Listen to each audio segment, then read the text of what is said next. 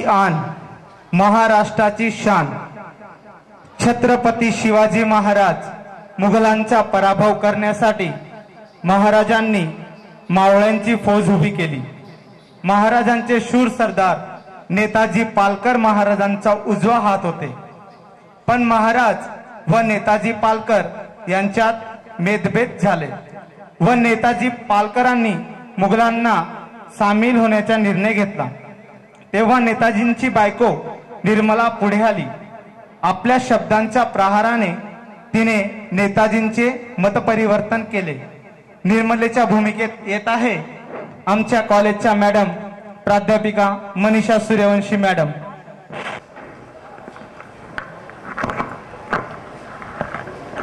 नाथ, काय ऐकते मी हे?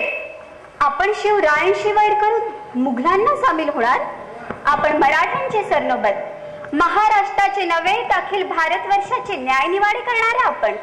अखिल भारतात ज्यांच्या न्यायदानाविषयी डंका वाजतोय की मराठ्यांच्या राज्यात न्यायनिवाडा करावा तर नेताजी पालकरांनीच, असे आपण शिवाजी महाराजांशी वैर करणार?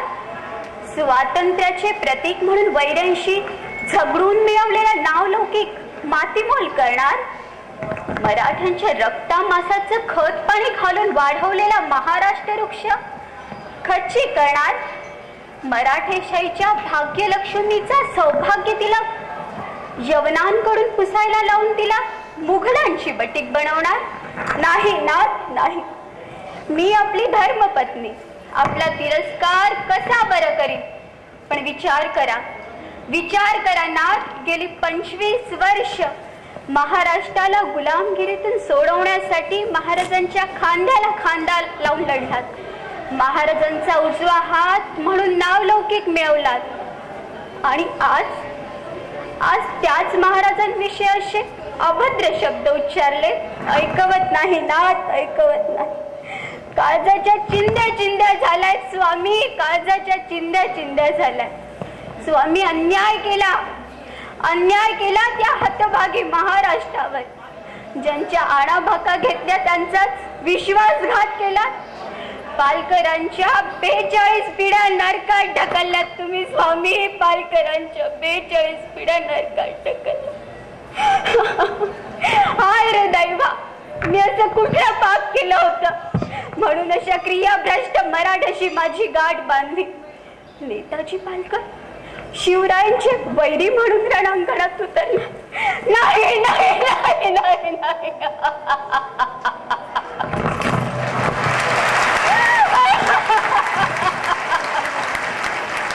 आई, आई जगदंबे, आई जगदंबे, तुझा कोप तर नाही ना झाला या महाराष्ट्रावर?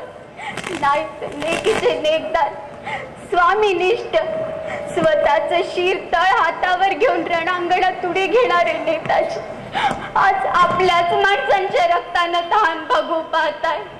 आई, महाराष्ट्राकडून असं कुठलं पाप घडलं म्हणून राजनिष्ठेपोटी राजद्रोहाचं जहर पैदा झालं?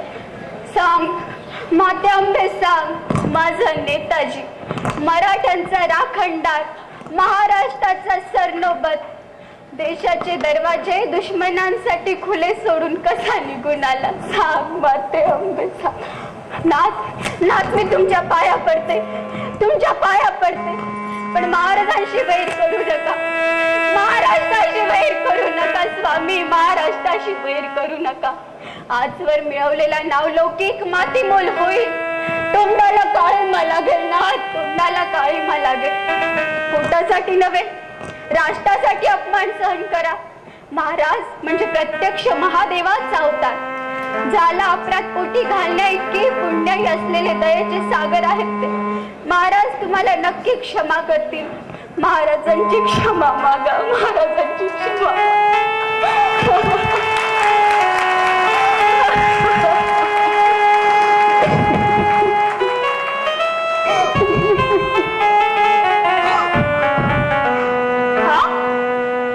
काय म्हणालात? होळी करणार? हिंदवी स्वराज्याची होळी करणार? महाराजांच्या राज्याची होळी करणार? खबरदार, खबरदार माथे फिरू सैताना.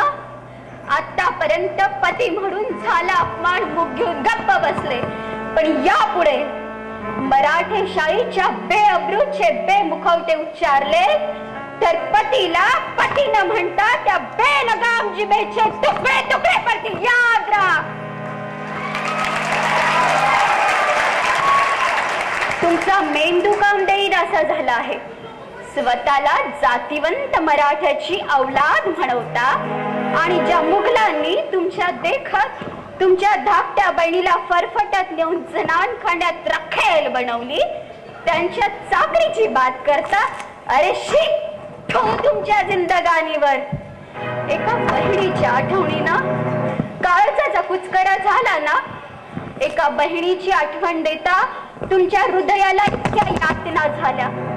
मग हजारो माव माऊलींची झालेली विटंबना सहन न होऊन ज्यांनी स्वतःचा जीव धोक्यात घालून ज्या या बहिणींचे प्राण वाचवले, त्या नरकेशरीशी वैर करून मराठ्यांच्या राज्याची होळी करणारे तुम्ही मराठ्यांच्या राज्यात रामोशांची औलाद म्हणून निपजलातच कसे?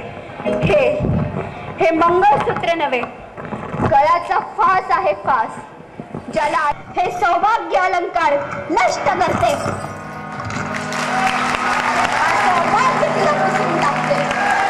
आणि विधवेचे जिनपत करून माझ्या महाराष्ट्रासाठी माझ्या शिवरायांच्या पायाशी जाते.